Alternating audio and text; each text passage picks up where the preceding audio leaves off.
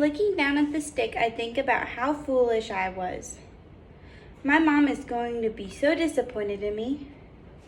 But we used a condom. But did it break? Was there a leak in it? I don't really know.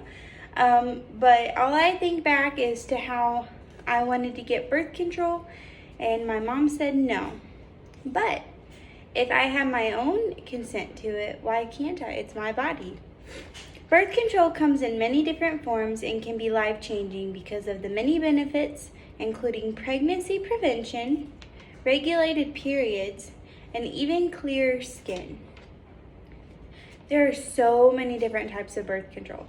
There are IUDs, there's the Paragard, the Mirena. There's so many different types of the IUDs. There's the condoms, but those don't always work.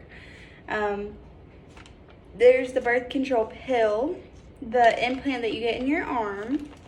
There's the Depo shot, the NuvaRing. There's just so many different types. In 2020, 75% of the unplanned pregnancies were in 15 to 19-year-olds. So the main range of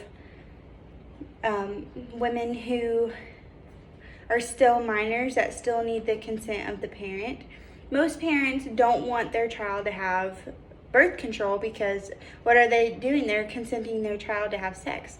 But that's not always the option for them. It's not always the reason why you need birth control. Because like I said, it helps regulate periods. It helps clear skin. Some people have cystic acne, and it helps clear that right up. Going into the regulated periods, some women, they don't have periods for months on end, and that's not good because whenever you want to go have children, what happens to your insides, to your uterus? And because normally a period is to just clean out your body and to get rid of all the bad stuff, you know.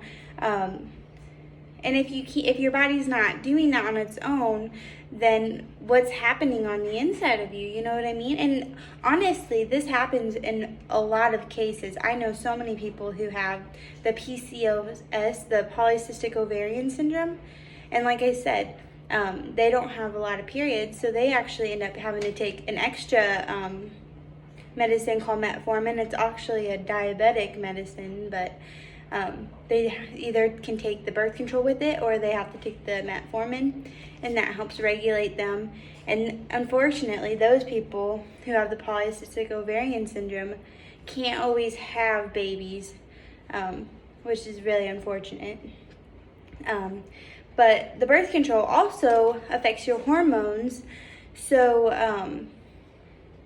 like your mood swings and like the way you act around people and stuff, they can definitely see a difference. I know that's not great that you're using a birth control method to regulate your hormones to make you like a little bit nicer or not so depressed, you know, but some people need that, and sometimes it's crucial, you know, and on top of it, it's helping you not get pregnant, so that's kind of cool.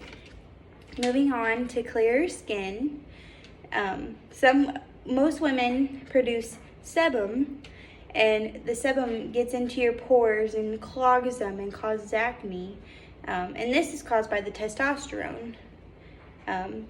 Along with the testosterone, though, women can get hairier and they can sweat easier. I know some people who sweat under the underarms a lot because of this, but going into it with the birth control, estrogen is in the pills, and it kind of balances out the high testosterone levels, and it helps you to have clearer skin and to not get like body acne as bad, and to not grow hair as bad either, because who wants hairy legs and stuff, you know.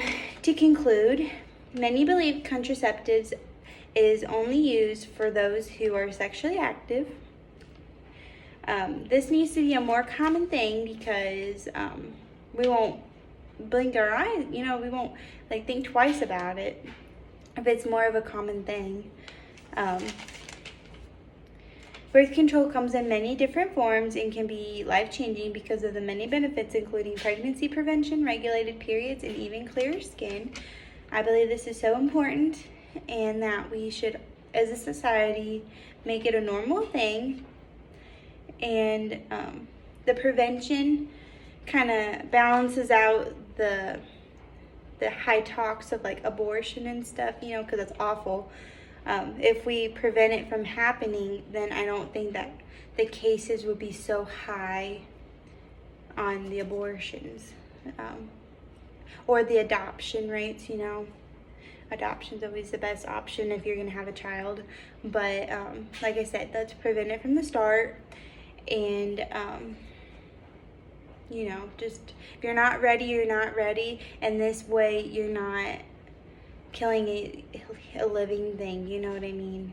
It's just, I feel like this is probably the better route if you're going to be sexually active and don't want to worry about the consequences. Thank you.